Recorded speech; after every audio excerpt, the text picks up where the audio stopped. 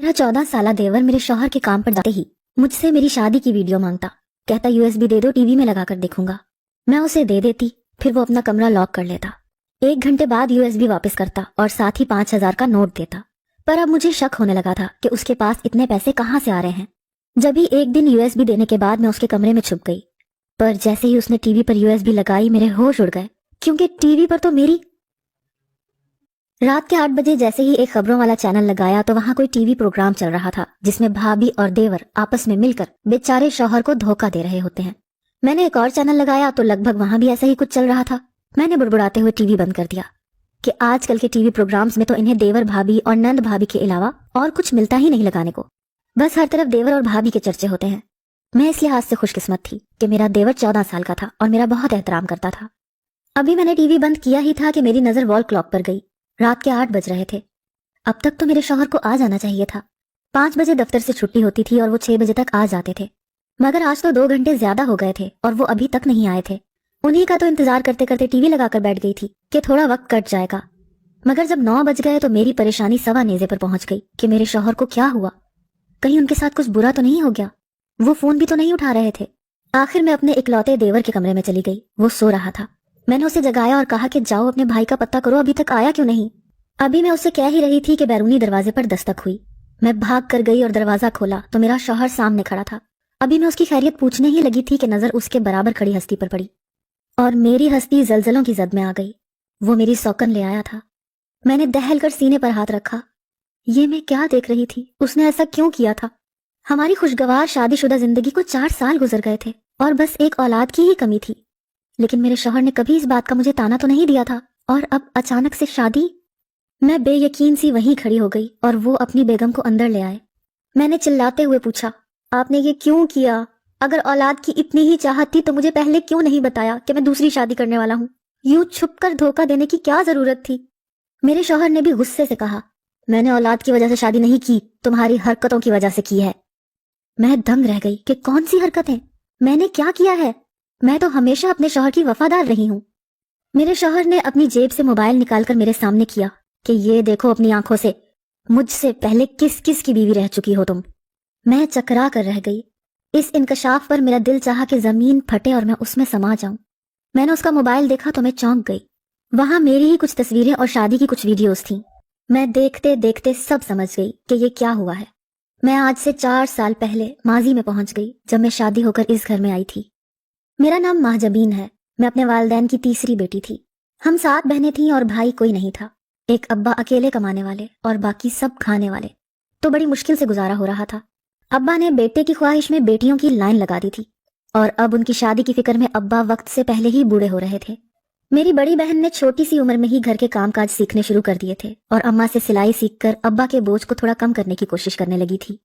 दूसरे नंबर वाली बाजी ने भी सिलाई सीखकर लोगों के कपड़े सीने शुरू कर दिए। अम्मा और अब्बा को मुझसे भी यही उम्मीद थी कि मैं भी घरदारी सीखकर कुछ हुनर सीख लूं, मगर मैं शुरू से ही बागी तबीयत की हामिल थी।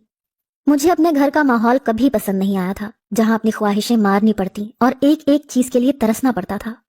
मैं अपनी बहनों की निस्बत थोड़ी गोरी चिट्टी थी और मुझे इस बात का पूरा पूरा एहसास था।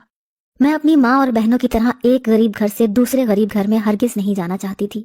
मैंने अपनी माँ से साफ कह दिया था कि मैं किसी अमीर घर में शादी करूंगी या फिर किसी ऐसे घर में जहां लोग ज्यादा ना हो और मैं रानी बनकर राज करूं। किस्मत ने जल्द ही मुझे मौका दे दिया और मेरी मुलाकात इरफान से हो गई।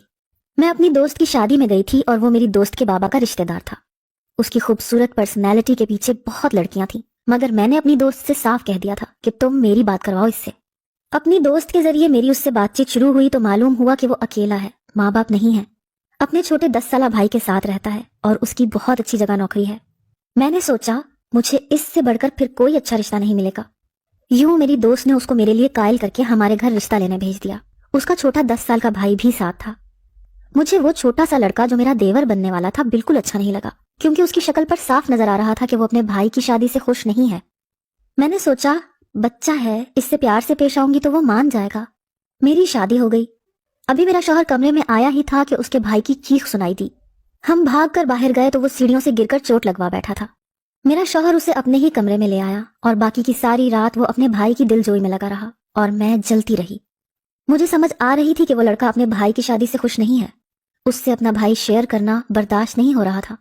रफ्ता रफ्ता मेरे शौहर को भी ये बात समझ में आ गई, मगर उन्होंने मुझे समझाया कि छोटा बच्चा है, तुम इसे प्यार से हैंडल करोगी तो वो तुम्हारे साथ ठीक हो जाएगा। खुदा गवाह है कि मैंने पूरे 2 साल अपने देवर के नखरे सहे, कोशिश की कि वो मुझे कबूल कर ले, मगर वो उल्टा अपने भाई से मेरी उल्टी सीधी शिकायतें लगाता और मुझे डांट पड़वाता। मैंने भी सोच लिया था कि बस अब बहुत अच्छा बन के देख लिया, अब इसे घर से निकलवा कर ही रहूंगी। मैंने अपने शौहर के कान भरने शुरू कर दिए कि आपके भाई की दोस्ती अपनी उम्र के बड़े लड़कों से होने लगी है। कल मैंने उसे सिगरेट पीते भी देखा था। मैंने खुद ही सिगरेट की एक डिबिया उसके स्कूल बैग में छुपा दी और मेरे शौहर ने जब तस्दीक करने की खातिर उसका स्कूल बैग खोला तो उसमें से सिगरेट की डिबिया निकली। वो बहुत कहता रहा कि ये मेरी नहीं है, मगर मेरे शौहर ने उसकी एक ना मानी और 1 घंटे बाद वो अपने कमरे से बाहर निकल आया और मुझे यूएसबी देकर शुक्रिया कहा और साथ ही 5,000 का एक नोट भी मुझे पकड़ा दिया। मैंने हैरानी से पूछा कि ये किस लिए, तो कहने लगा आप मेरी भाभी हैं इसलिए, और कमरे में चला गया। जबकि मैं तो दंग रह गई थी कि बड़ी बात है, इस कदर बदल गया है। अक्सर अब वो शाम का खाना बनाने में भी मेरी मदद कर देता था। अब मेरा दिल भी उससे साफ होने लगा था कि अच्छा लड़का है, वैसे भी 2 महीने की ही तो छुट्टियों पर आया है, बाद में चला जाएगा। अगले दिन फिर से मेरे शौहर के काम पर जाने के बाद मुझसे यूएसबी मांगी। मैंने हैरत से पूछा कल दी तो थी। कहने लगा भाभी 1 घंटे में कहाँ पूरी देखी जाती है, मेरे पास सिर्फ 1 घंटा होता है, बाकी के वक्त मैंने पढ़ाई करनी होती है, इसलिए रोज थोड़ी थोड़ी करके देखूंगा। उसकी वजाहत पर मैं मुतमईन हो गई। उस रोज भी कमरा लॉक करके बैठा रहा। 1 घंटे बाद यूएसबी वापस दी और साथ ही फिर से 5,000 का नोट भी दिया। मैंने उसे देखते हुए बेहद हैरानी से कहा कि ये 5,000 किस लिए? कहने लगा आपके लिए भाभी, आप मेरा इतना ख्याल रखती हैं, इतनी परवाह करती हैं, ये उसका इनाम है, रख लें। भाई के ही पैसे हैं जो उन्होंने मुझे दिए थे। अब अगर आप भाई को बता देंगी तो वो फिर से आपसे लेकर मुझे दोबारा दे देंगे, इसलिए भाई को सोच समझ कर बताइएगा। मेरे शौहर ने मेरे लिए कोई कमी नहीं छोड़ी थी, मगर उसके बावजूद मैं लालच में आ गई। वो अब रोजाना ऐसा ही करता। शौहर के काम पर जाने के बाद यूएसबी मांगता और कमरा लॉक कर लेता। 1 घंटे बाद यूएसबी के साथ 5,000 का नोट भी देता। कहता था भाभी इन पैसों को संभालती जाएं और जब बहुत सारे इकट्ठे हो जाएं तो फिर शॉपिंग पर जाइएगा। मैं अब कभी कभी शक में मुब्तला हो जाती कि इतने पैसे इसके पास कहाँ से आ रहे हैं। मेरा शौहर इतना भी मेहरबान नहीं कि उसे रोज 5,000 जेब खर्च के लिए दे दे, फिर कौन देता है। 1-2 बार मैंने उसे एटीएम कार्ड जेब में डालकर बाहर जाते देखा था। शायद उसने अपना कोई अकाउंट बना लिया था या फिर वो मेरे शौहर के अकाउंट से पैसे निकाल रहा था।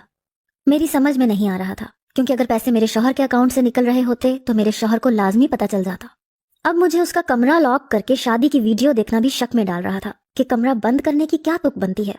मैंने 1-2 बार कमरा खुलवाने की कोशिश की, मगर उसने दरवाजा ना खोला और पूरे घंटे बाद ही खोला। कहने लगा भाभी जब मैंने कमरा बंद किया होता है तो दस्तक ना दिया करें, मैं बहुत जरूरी काम में मशगूल होता हूँ। अब तो मेरा शक यकीन में बदल गया कि कुछ तो गड़बड़ है। ये करता क्या है कमरे में? और सबसे बड़ा सवाल ये कि ये पैसे इसके पास आते कहाँ से हैं कि रोज एक 5,000 का नोट मुझे दे देता है। मैंने फैसला कर लिया कि मुझे मालूम करना ही होगा कि ये सारा चक्कर है क्या छुपा रहा है वो। अगले दिन वो शाम के वक्त घर से बाहर निकला तो मैं भी उसके पीछे पीछे गई कि देखूं तो सही ये जा कहाँ रहा है। वो बैंक गया था। मैं बैंक देखकर हैरान रह गई कि इसमें तो मेरे शौहर का अकाउंट नहीं है, फिर ये यहाँ क्या कर रहा है। इसकी तो उम्र भी इतनी नहीं कि इसका अपना अकाउंट बना हुआ हो, और फर्ज किया कि अगर बना भी हो तो वो कौन सा कमाता है। कहने लगा ठीक है भाभी। मैंने कहा अच्छा जाओ जरा बाहर देखो कौन है, बैरूनी दरवाजे पर दस्तक हुई है। वो जैसे ही बाहर वाले गेट की तरफ बढ़ा, मैं जल्दी से उसके कमरे में आ गई और सोफे के पीछे छुप गई। उसने लाउंज में आवाज दी, भाभी गेट पर कोई नहीं था, और अपने कमरे में आकर दरवाजा लॉक कर लिया। मैं ऊपर होकर देखने लगी कि वो क्या करने वाला है। उसने अपना कंप्यूटर खोला और यूएसबी टीवी पर लगा दी। कुछ देर वो अपने कंप्यूटर पर लगा रहा और फिर टीवी पर एक शादी की वीडियो चलने लगी। उस वीडियो को देखकर मेरे होश उड़ गए, क्योंकि वहां टीवी पर दुल्हन मैं ही नजर आ रही थी, लेकिन बाकी सब कुछ मुख्तलिफ था। दुल्हा कोई और था, रिश्तेदार कोई और थे, शादी का सारा सेटअप भी कुछ और ही था। मेरे हवास खता हो गए कि ये क्या कर रहा है, ये कैसे मुमकिन है कि मैं इस तरह किसी और वीडियो में। मैंने उसी वक्त अपनी जगह छोड़ी और उसकी तरफ आकर गुस्से से देखा। वो मुझे अपने कमरे में देखकर अजहद घबरा गया। उससे जैसे उम्मीद नहीं थी कि मैं उसके कमरे में आ जाऊंगी। हकला कर पूछने लगा, भाभी आप यहाँ मेरे कमरे में? मैंने कहा हाँ तुम्हारे कमरे में, क्योंकि मुझे शक हो रहा था कि तुम अपने कमरे में घंटा भर लॉक लगाकर क्या करते हो, इसीलिए आज यहाँ छुप गई कि देख सकूं, और मैंने देख भी लिया। मैंने टीवी की तरफ इशारा करते हुए कहा, ये सब क्या चल रहा है, क्या ड्रामा है ये? मुझे जल्दी से बताओ वरना मैं अभी तुम्हारे भाई को कॉल करके बुला लूंगी। वो जल्दी से कहने लगा, नहीं नहीं भाई को मत बुलाइएगा, मैं आपको सब सच बताता हूँ। मैं असल में वीडियो एडिटिंग सीख रहा हूँ, भाई को और आपको सिर्फ इसलिए नहीं बताया क्योंकि भाई गुस्सा करते हैं कि पहले तालीम तो मुकम्मल कर लो। वहाँ बोर्डिंग स्कूल में बहुत से लड़के एडिटिंग करते थे, तो उनकी तरफ देख देख कर मुझे भी शौक होने लगा और मैं भी सीखने लग गया। हम लोग सिर्फ शौकिया करते थे, मगर फिर वीडियो एडिटिंग के प्रोजेक्ट्स मिलने लगे और हमें इसके बदले पैसे मिलने लगे। मैंने कहा, वो सब तो ठीक है, मुझे ये बताओ कि मेरी शादी की वीडियो क्यों मांगते थे तुम? उसे भी एडिट कर रहे थे ना? कहने लगा, भाभी मैं ज्यादा कुछ नहीं कर रहा था, बस दुल्हा और दुल्हन के चेहरे बदल रहा था। मुझे शादी की वीडियो एडिटिंग करने का प्रोजेक्ट मिला था। काम बस इतना था कि किसी भी शादी की वीडियो एडिट करके उसमें दुल्हा दुल्हन के चेहरे बदल देना। मैं बस यही कर रहा था। आपकी शादी की वीडियो एडिट करके थोड़ी बहुत तब्दीली करके नई वीडियो बना लेता था और बहुत सारे पैसे मिलते थे, जिनमें से आधे मैं आपको दे देता हूँ। अभी आप जो देख रही हैं टीवी पर, इसमें से मैंने सब कुछ तब्दील कर लिया है था, जबकि मेरा तो कोई नुकसान भी नहीं हो रहा था। मेरा दिमाग तो मुतमईन था, मगर जाने दिल को क्यों तसल्ली नहीं मिल रही थी। कुछ गलत होने का खटका दिल को सता रहा था। यूं ही दिन गुजरने लगे। मैंने नोटिस किया कि अब जाने मेरे शौहर का रवैया कुछ बदलने लगा था। अब वो मुझसे बात भी नहीं करते थे, काम से आते ही सो जाते थे। मैंने सोचा कि काम का प्रेशर होगा, इसलिए ज्यादा सीरियस ना लिया, मगर अब शौहर के साथ खड़ी उसकी दूसरी बीवी को देखकर मैं हक्का बक्का रह गई कि मैंने क्या किया है। मेरे शौहर ने मेरे सामने मोबाइल किया और कहा, मुझे तुमसे ये उम्मीद नहीं थी कि तुम मुझसे पहले भी शादीशुदा रह चुकी होगी। मुझे तुम्हारी पहली शादी के सारे सबूत मिल चुके हैं। मैंने मोबाइल में वीडियो देखी तो कदमों तले से जमीन निकल गई। ये तो वही वीडियो थी जो उस दिन मैंने अपने देवर के कमरे में देखी थी, जिसे वो एडिट कर रहा था। मेरे शौहर के मोबाइल में एक शादी की सारी वीडियो थी जिसमें दुल्हन मैं बनी हुई थी और वो उसे किसी अनजान नंबर से सेंड हुई थी। मैं रोते हुए बोली, ये मैं नहीं हूं, ये आपके भाई ने एडिटिंग की है, ये उसका काम है। वो रोज मुझसे शादी की वीडियो मांगता था, ये उसी ने किया है, मेरा कोई कसूर नहीं है। मेरे शौहर ने मेरे देवर को बुलाया तो वो आकर सिरे से ही मुकर गया कि मैंने कुछ नहीं किया, मुझे तो वीडियो बनाना नहीं आती, एडिट कैसे करूंगा। मैं तो सन्नाटे में ही आ गई। उसने कैसे एकदम रंग बदला था। मैंने अपने शौहर को यकीन दिलाने की बहुत कोशिश की कि ये तस्वीरें और वीडियो झूठ है। आप सुबह मोहल्ले में जाकर किसी से भी पूछ लीजिएगा, इस वीडियो का भी मालूम करवाएंगे तो पता चल जाएगा कि ये नकली है। मेरा शौहर कहने लगा, ठीक है, मैं सुबह सब पता करवाऊंगा। अगर तुम सच्ची निकली तो ठीक है, वरना मेरे घर में तुम्हारे लिए कोई जगह नहीं होगी। वो अपनी दूसरी बीवी को लेकर कमरे में चला गया। मैंने अपने देवर की तरफ दुख से देखकर पूछा, क्यों किया तुमने ये सब मेरे साथ? कहने लगा, आपने क्या किया वो भूल गई आप? मैं अपने भाई से कितना प्यार करता था, मगर आपने भाई के दिल में मेरे खिलाफ बदगुमानी भर दी और मुझे इस घर से निकाल दिया। मेरे दिल में तो आपके खिलाफ तब से नफरत पैदा हो गई थी। इतना शुक्र है कि मुझे एडिटिंग आती थी।